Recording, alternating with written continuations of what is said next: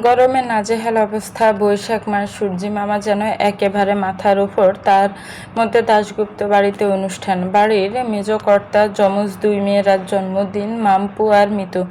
আজ 18 বছর পূর্ণ হয়ে 19 বছরে পা দিবে, তাই বাড়িতে অনুষ্ঠান। নিশিও হাঁপিয়ে গেছে। এই গরমে এমনিতেই গরম, তার মধ্যে শাড়ি, সব মিলিয়ে অবস্থা শেষ। বাড়ির বড় বউ হওয়ায় আত্মীয় স্বজন সব নিশিকে খাতিরদারি করতে হচ্ছে। মিতুর মামা বাড়ির মানুষজন আসতেই ড্রয়িং রুম ভরে যায়, মানুষজন গিজগিজ করে। নিশিও মাথায় কাপড় দিয়ে রান্নাঘর থেকে বেরিয়ে এসে হাতে জুসের ট্রে নিয়ে সকলের সাথে টুকটাক কথা বলে বড়দের পা ছুঁয়ে প্রণাম করে। এর মধ্যে মনে পড়ে দুপুর গড়িয়ে বিকেল হতে যাচ্ছে, প্রায় রুহির পেটে এখনো ভাত ঢোকেনি। তাড়াতাড়ি মনে পড়তে রান্নাঘর থেকে খাবারের প্লেট নিয়ে আসে মিতুর রুমে। নিশিকে দেখেই মিতু বলে, আসো বৌমণি। নিশি হাসে। ঘরে ঢুকে দেখে মিতুর ছোট মাসের বাচ্চাটার সাথে বসে খেলছে। রুহি মাম্পি এগিয়ে এসে বলে, বৌমণি তুমি আজ কি পরবে? নিশি এসে বলে, শাড়ি ছাড়া আর কি। মাম্পিদের মামার মেয়েগুলো সব বলে, এই আমরাও শাড়ি পরলে কিন্তু বেশ হয়। মিশি মৃদু হেসে বলে, শাড়ি পরে যদি সামলাতে পারো তবে পরো, নয়তো না পরাই ভালো। রুহি, আসো সোনা, কিছু খেয়ে নাও। কে শোনে কার কথা? রুহি খেলতেই বিজি। মিতু, বোন দাও তো ওকে এদিকে। রুহি শুনে চেঁচিয়ে ওঠে, খাবো না। আচ্ছা ঠিক আছে, খেও না, থাকো ওখানে, আমিও চলে যাচ্ছি বাড়ি। রুহি শুনে জেড়ে মেরে উঠে পড়ে, খাবো খাবো। নিশি মৃদু হেসে এটা ওটা বলে খাইয়ে দেয়, সাথে মিতুর মাসির ছোট মেয়েটাকেও খাইয়ে দেয়। খাওয়ানো শেষ হলে দুজনের মুখ ধুয়ে বের হয় ঘর থেকে। নিশিকে যেতে দেখে রুহিও পিছু নেয়। মনে মনে তো ভয় আছে, সত্যি সত্যি যদি সিনেরা চলে যায় সেই ভয়েই ছোটে। নিশি রান্নাঘরে গিয়ে প্লেট রেখে চা বসায়। লীনা দেবী বৌমাকে দেখে রান্নাঘরে আসেন, ও বউ খাও কিছু। সেই সকালে টিফিন খেয়েছো, আর তো কিছুই খাওনি। নিশি বলে, খিদে নেই মা, যা গরম খেতে ইচ্ছে করছে না। তাই বললে কি করে হয় বৌমা, কিছু তো খাও। ও ছোটি নিশিকে খাবার বেড়ে দে। মেয়েটা কিছু খেতেই চায় না। না মা, এত ব্যস্ত হবেন না কাকিমণি, খাবার বাড়তে হবে না, আমি চা খাবো। এই গরমে মাথাটাও বেশ ধরেছে, 1 কাপ কড়া করে চা খেলে আরাম পাবো। মেয়েটা কথাই শুনবে না, যা ভালো বুঝো করো। আর উপরে গিয়ে রায়ানকে ডেকে দিও। আচ্ছা বলে পিছু করে দেখে রুহি মুখ বার করে দাঁড়িয়ে আছে। নিশিকে দেখতে হাত বাড়িয়ে দেয় কোলে নেওয়ার জন্য। রুহি হাত বাড়াতেই নিশিও কোলে তুলে নেয়। শম্পা দেবী বলেন, বোমা তুমি উপরে যাও, আমি চা পাঠাচ্ছি উপরে। আচ্ছা। রুহিকে নিয়ে ঘরে আসে নিশি। উফ, কি যে গরম, দাঁড়ানোর বাইরে। রুমে আসতেই এসির ঠান্ডা বাতাস গা ছুঁয়ে যায়। নিশি রুহিকে নামিয়ে দিয়ে ওয়াশরুমে যায় হাত মুখ ধুতে। নিশি হাত মুখ ধুয়ে এসে দেখে রুহি পাপার পাশে শুয়ে আছে। রুহি ঘুম পেয়েছে? রুহি মাথা নাড়ে। আচ্ছা ঘুমাও তুমি, নয়তো রাতে জাগতে পারবে না। সিনেরা কোলে ঘুম। নিশির মাজা কোমর সব ব্যথায় ফেটে যাচ্ছে, তবু রুহিকে না করে না। হাত বাড়িয়ে কোলে নিয়ে হালকা করে ধোলায়। কিছু সময়ের মধ্যেই ঘুমিয়ে যায় রুহি। নিশি বিছানায় তাকিয়ে দেখে হাত পা ছড়িয়ে ঘুমে বিভোর। আর একজন শাশুড়ির কথা মনে পড়ে, সে যে রুহির পাপাকে ডেকে দিতে বলেছে। কিন্তু মনে মনে দোটানায় ভোগে। মানুষটা সবে এই কিছু সময় আগে হাসপাতাল থেকে ফিরল। এমনিতেই গত কয়েকদিন ধরে অফিস আর হাসপাতাল নিয়ে খুব বিচে। ঠিক মতন কথাই হয় না, দিনে অফিস আর রাতে হাসপাতাল, সব মিলিয়ে বিজি শিডিউল। নিশির ভাবনায় ছেদ করে রায়ানের ফোনের অ্যালার্মের শব্দে নিশি অ্যালার্ম বন্ধ করে রুহিকেও শোয়াতে হবে, তাই ডাকতে বাধ্য হয়, রুহির পাপা। এত সুন্দর ডাকেও কিছু হয় না। রায়ান ওঠা তো দূর, চৌকি খোলে না। নিশি আবার ডাকে, এই যে শুনছেন, এই যে ডাক্তারবাবু শুনছেন। হালকা করে গায়ে হাত দিয়ে জাকিয়ে রায়ান এক মুখ বিরক্তি নিয়ে চোখ খোলে। রায়ানকে তাকাতে দেখেই নিশি বলে, এই যে শুনছেন রুহির পাপা, উঠে পড়ুন, মা আপনাকে ডাকছে নিচে। রায়ান ফোন হাতে সময় দেখে, মাত্র 2 ঘন্টা ঘুম হয়েছে। চোখ জোড়া খুলতে পারছে না। গত কতগুলো দিন ধরে ঘুমই হয় না ঠিক মতন। 1 কাপ কফি খাওয়া যাবে? হ্যাঁ, কেন নয়, আমি এক্ষুনি নিয়ে আসছি। সে আবার নিচে গিয়ে কফি আর নিজের চা দুটোই নিয়ে আসে। রায়ান কপালে হাত রেখে শুয়ে আছে। এই যে কফি। রায়ান উঠে বসে কফিটা নেয়। নিশি দেখে রায়ানের চোখ লাল, সম্ভবত মাথা ব্যথা করছে খুব। নিশি নিজের চা পাশে রেখে বলে, রুহির পাপা, আপনার কি মাথা ব্যথা করছে? রায়ান ঘাড় নেড়ে হাঁ বলে, আচ্ছা আমি কি টিফে দিব? কথাটা বলে নিজেই এগিয়ে যে রায়ানের দিকে নিজে মাথার চুলগুলো টেনে দেয়, কপালটা হালকা করে ম্যাসাজ করে দেয়। রায়ানের খুব ভালো লাগে, ভালো লাগায় চোখ বুজে আসে। ধন্যবাদ মিসেস দাশগুপ্ত। আরাম লাগছে? খুব। একটু রেস্ট করুন, আমি নিচে গিয়ে বলছি, আপনি পরে আসছেন। না, তার আর দরকার নেই, আমি যাচ্ছি। ওদের দুই বোনের জন্য গিফট কিনতে যেতে হবে।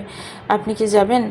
বাড়ি ভর্তি মানুষজন, কিছু সময় পর আমার বাড়ি থেকেও সবাই আসছে। আপনি যান, নিয়ে আসুন।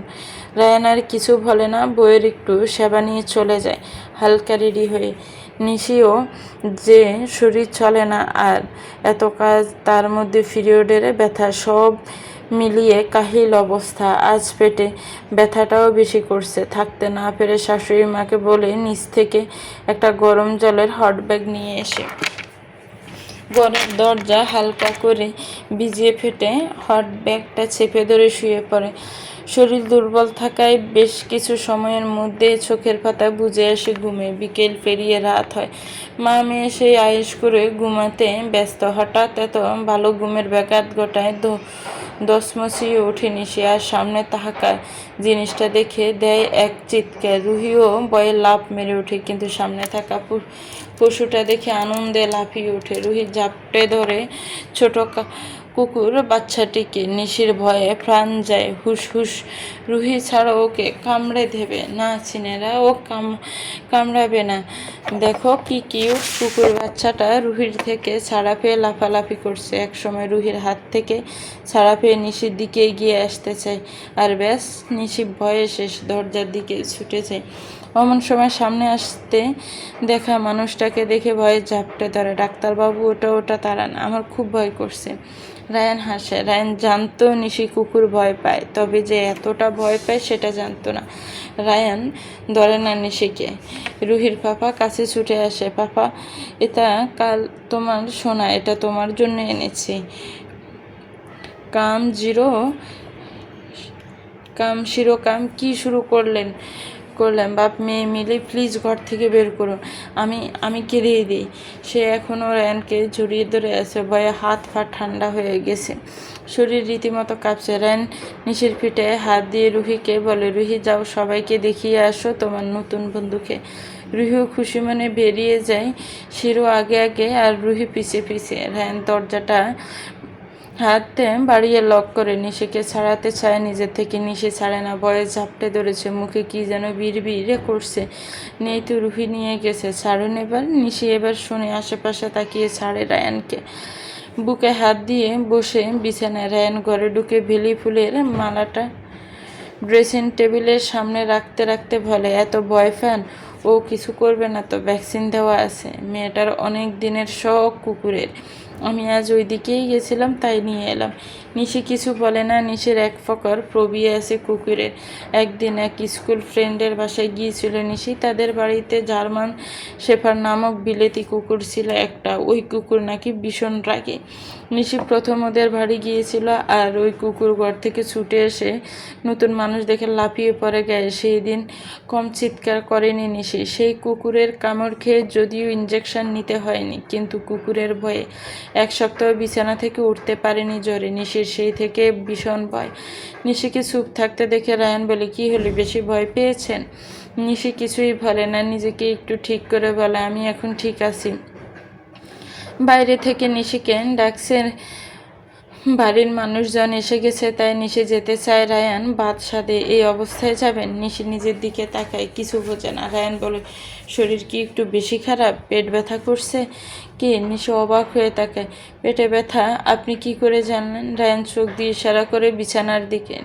নিশি দৃষ্টি অনুসরণ করে চাইতে লজ্জায় মাথা নামিয়ে নেয়। সাদা চাদরের একদম নোংরা হয়ে গেছে, তার মানে শাড়িতেও। ইস, কি লজ্জা! আপনি প্লিজ বাইরে যান, আমি পরিষ্কার করে আসছি। রায়ান ব্রু জোড়া কুচকে বলে, কেন বাইরে যেতে হবে কেন? আপনি যান, ফ্রেশ হয়ে আসুন, আমি বিছানার চাদর পাল্টে দিই। সি কি বলেন এসব? বুঝলাম না, এতে এত লজ্জার কি আছে? পিরিয়ড তো নর্মাল জিনিস।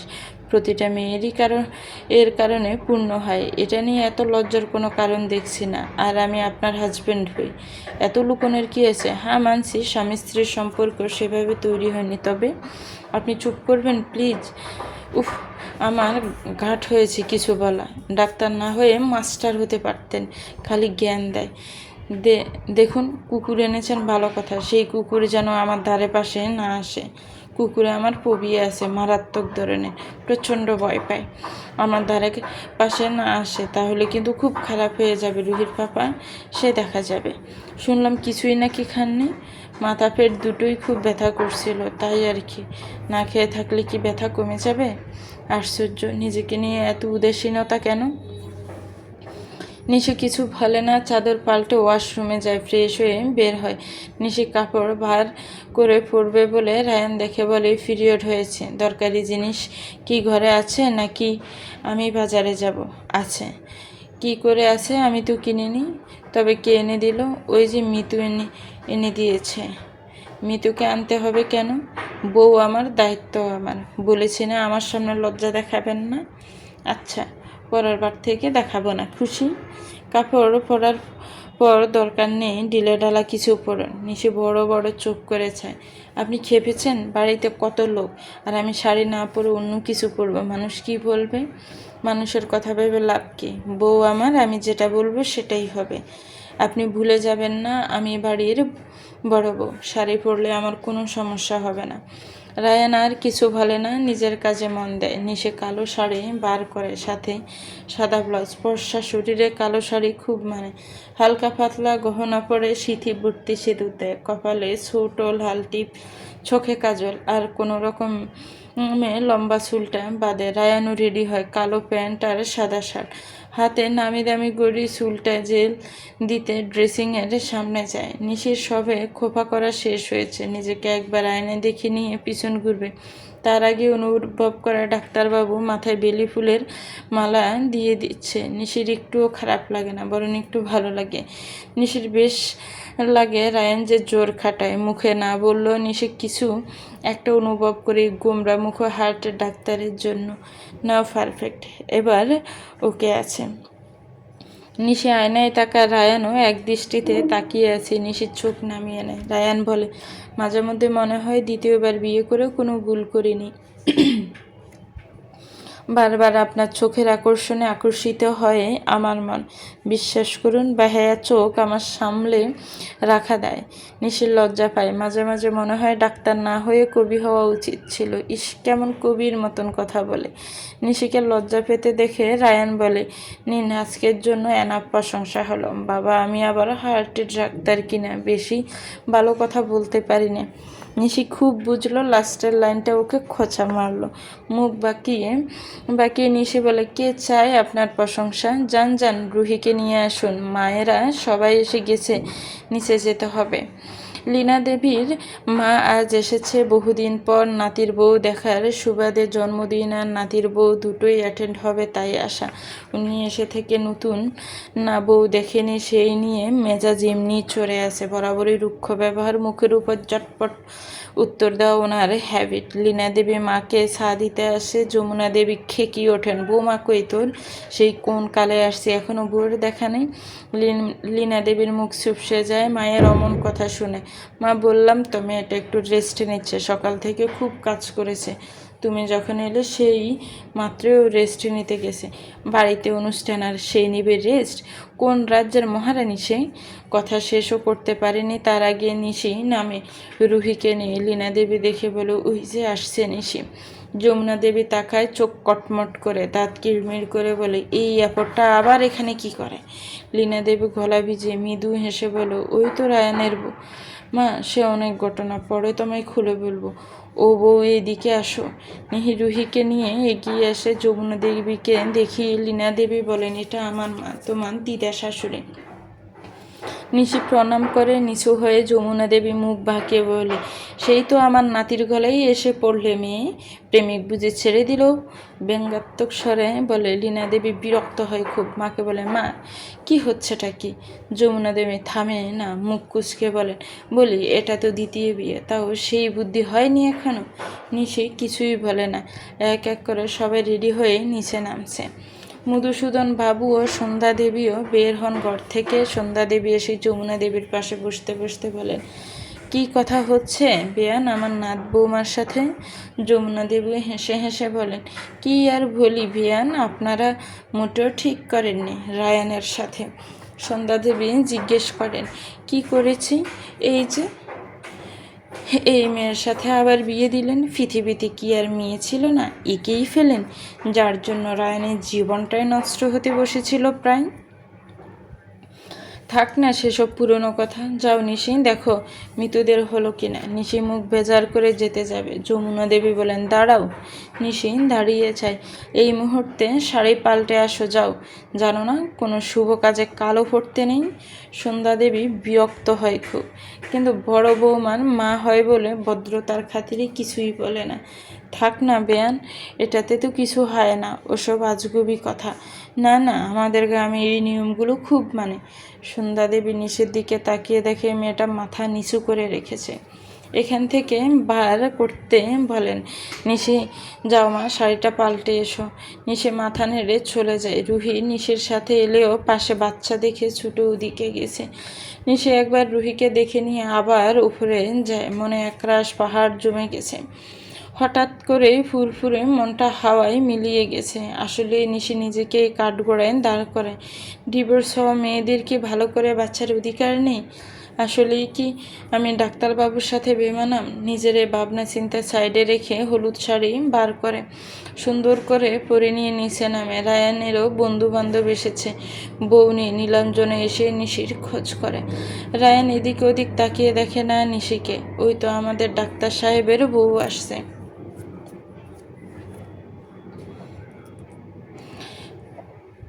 রায়ান তাকায় নিশির পরানো হলুদ শাড়ি, চোখ মুখ কেমন কেমন লাগছে। রায়ানের ব্রু জোড়া কুচকে যায়, মনে মনে ভাবে একটু সময় আগে তো ঠিকই ছিল, এখন কি এমন হলো, চোখ মুখ অমন লাগছে কেন? নিশিকে আসতে দেখে নীলাঞ্জনা ডাক দেয়, নিশি এগিয়ে আসো ওদের দিকে। কি গো নতুন বউ, হলুদ শাড়িতে তো সেই লাগছে। নিশির হাসি আসে না, তবুও জোর করে হাসি বার করতে চায়। রায়ান বোঝে সবটা। স্বপ্না ও নীলাঞ্জনা বলে, চলো নিশি আমরা ওদিকটাই যাই, এখানে ওরা গল্প করুক। নিশি হুম বলে। নীলাঞ্জনা আর স্বপ্নার সাথে ওই কদিনে সম্পর্কটা খুব ভালো হয়েছে, সবাই বেশ মজা। স্বপ্না বলে, কে কি ব্যাপার, কি ব্যাপার নিশি, আজ এত চুপ যে? কই না তো, বরের সাথে ঝামেলা হয়েছে নাকি? নীলাঞ্জনা বলে, শোনো নিশি, বরকে হাতে রাখতে গেলে বরের সাথে মিষ্টি মিষ্টি কথা বলতে হয়, অবশ্যই বরের ইচ্ছেটাও পূরণ করতে হয়। আচ্ছা তোমাদের সম্পর্কটা কীরকম, একটু জায়গায় আটকে আছে নাকি একটু এগিয়েছে? নিশি বলে, আমরা খুব ভালো বন্ধু হবার চেষ্টা করছি, তবে এখনও বন্ধুত্বের বাইরে তেমন কোনো সম্পর্ক গড়ে ওঠেনি। বেশি দিন সময় নিও না, পুরুষ মানুষ তো, মন বদলাতে সময় লাগে না। রায়ান যদিও ছেলেটা খুব ভালো, তবু ওর ভালো খারাপের দেখার দায়িত্বটা কিন্তু তোমার, বুঝলে নিশি? নিশির বাড়ির লোকজন আসে, তাই নিশি কি তাদের কাছে যেতে হয়। মণিমাকে দেখে নিশি জড়িয়ে ধরে, মণিমা কেমন আছো? নিশি কেঁদে দেয়, ভালো আছি। বোকা মেয়ে কাঁদে কেন? প্রমীলা দেবীকেও নিশি জড়িয়ে ধরে। মা মেয়ে বেশ কিছু সময় কথা বলে। কেক কাটার সময় হয়, সবাই যখন কেক কাটা নিয়ে ব্যস্ত, এমন সময় বাচ্চার কান্নার আওয়াজ আসে। রুহি ছুটে এসে নিশিকে জড়িয়ে ধরে। পড়ে গিয়ে হাত ছিলে গেছে, রক্ত বার হচ্ছে। নিশি রুহিকে নিয়ে ব্যস্ত হয়ে এদিক ওদিক রায়ানকে খোঁজে, সে সম্ভবত এখানে নেই। তাই নিশি রুহিকে নিয়ে রান্নাঘরের দিকে যায়, হাতে বরফ লাগিয়ে। রান্নাঘরের ক্যাবিনেটের লাল ওষুধের ডিব্বা থেকে ওষুধ নিয়ে রুহির হাতে লাগিয়ে ঘর থেকে বাইরে আসে। অমন সময় নিশিকে দেখে মুখ বাঁকিয়ে যমুনা দেবী বলেছিলাম না কালো ভোরে কোনো শুভ কাজে আসতে নেই, দেখলে তো, দিলে সবার মুড নষ্ট করে। বাচ্চাটাকেও কালো জামা পরিয়েছ নিশি। রুহিকে আঁকড়ে ধরে নিজের সাথে ইস, দরদ এক্কেবারে উতলে আসছে না? নাকি নিজের মেয়ে নয় বলে অবহেলা করছো? চোখে চোখে রাখা যায় না বাচ্চাটাকে? সেজেগুজে ফুলন দেবী হয়ে কেক কাটা দেখতে হবে। সবার সামনে এমন কথাগুলো বলায় নিশির মাথা হিট হয়ে যায়। আমি একটু আগে দেখলাম রুহি বাচ্চাদের সাথে খেলছিল। চুপ করো, মুখে মুখে তর্ক করবে না। দেখছো বাচ্চাটা কাচ্ছা, তুমি তর্ক করতে ব্যস্ত? কথাটা শেষ করে লীনা দেবীকে বলে, নাতনিকে কোলে নিয়ে তুই যা, বাইরে থেকে ঘুরিয়ে নিয়ে আয়। লীনা দেবী ও রুহিকে নিয়ে নেয় নিশির থেকে। নিশির চোখ দিয়ে জল গড়িয়ে পড়ে, তবুও বলে, মা আমি পারবো। ওকে নিয়ে ঘরে যে ঠিক চুপ করবে ও। লীনা দেবী মুখ ভার করে বলেন, তুমি পার্টি এনজয় করো, আমি দেখছি, বলে নিয়ে চলে যায়। নিশির বাড়ি থেকে আসা মানুষগুলো কিছু বলতে পারে না। নিলয় বলতে গেলেও রিম্পা নিজেই বলে, দিদুন এতগুলো মানুষের সামনে বৌমণিকে এভাবে না বললেও পারতে। তোর নতুন বিয়ে হয়েছে না? নিজের সংসার সামলা, অহৈতুক কথা বাড়াস না। যেগুলো বুঝিস না সেগুলো নিয়ে কথা বলিস না। আমি এসে থেকেই দেখছি রুহি এক কোণে, তো এই মেয়ে এক কোণে বাচ্চা মানুষ করতে পারে না। সেখানে তো এটা তো সতীনের বাচ্চা। সন্ধ্যা দেবী পরিস্থিতি সামলাতে বলেন, বেয়ান ছোটোখাটো বিষয় নিয়ে এমন না করলেই হয়। নিশি রুহিকে যথেষ্ট ভালোবাসে, তা তো নিজ চোখেই দেখলাম। অভিদুক এই মেয়েকে ধরে বেঁধে রায়নের জীবনটাই নষ্ট করলেন। বলতে বাধ্য হচ্ছি, যে মেয়ে প্রেম করে বিয়ে করা স্বামীকে ডিভোর্স দিতে 10 বার ভাবে না, সে আর কত ভালো হবে। প্রমীলা দেবী এগিয়ে আসে, দেখুন আমার মেয়েটাকে এভাবে কিছু বলা ঠিক হলো না আপনার। এখন আর সে আপনার মেয়ে নয়, সে এখন এই বাড়ির বউ, আমার মেয়ের ছেলের বউ, মানে আমার নাতির বিয়ে করাবো। আমি আমার নাত বউকে দুটো কথা শোনাতেই পারি, সেখানে আপনারা এসে হস্তক্ষেপ করবেন এটা ভাবিনি। সন্ধ্যা দেবী প্রমীলা দেবীকে চোখ দিয়ে ইশারা করে চুপ করতে। এখানে সঙ্গের মতন দাঁড়িয়ে না থেকে যাও তো। ওতে সময়ের সব ঘটনা নীলাঞ্জনা স্বপ্ন সবটাই দেখে, আশেপাশে খুঁজে নিজের স্বামীদের, কিন্তু পায় না। তাই ফোন করে আসার জন্য অর্ণব জানায় রুহির কান্না বন্ধ হচ্ছে না, কাঁদতে কাঁদতে সেন্সলেস হয়েছে, তাই হাসপাতাল যাচ্ছি আমরা। লীনা দেবী ছুটে ভিতরে এসে বলে, মাগু এই কি সর্বনাশ হলো, রুহি যে জ্ঞান হারিয়েছে।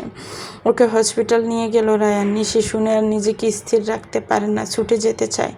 যমুনা দেবী চেঁচিয়ে বলে, তোমার জন্য আজ এই অবস্থা, আর তুমি যাও কই? সি, তোরা একটা অলক্ষীকে নিয়ে এসেছিস ঘরে।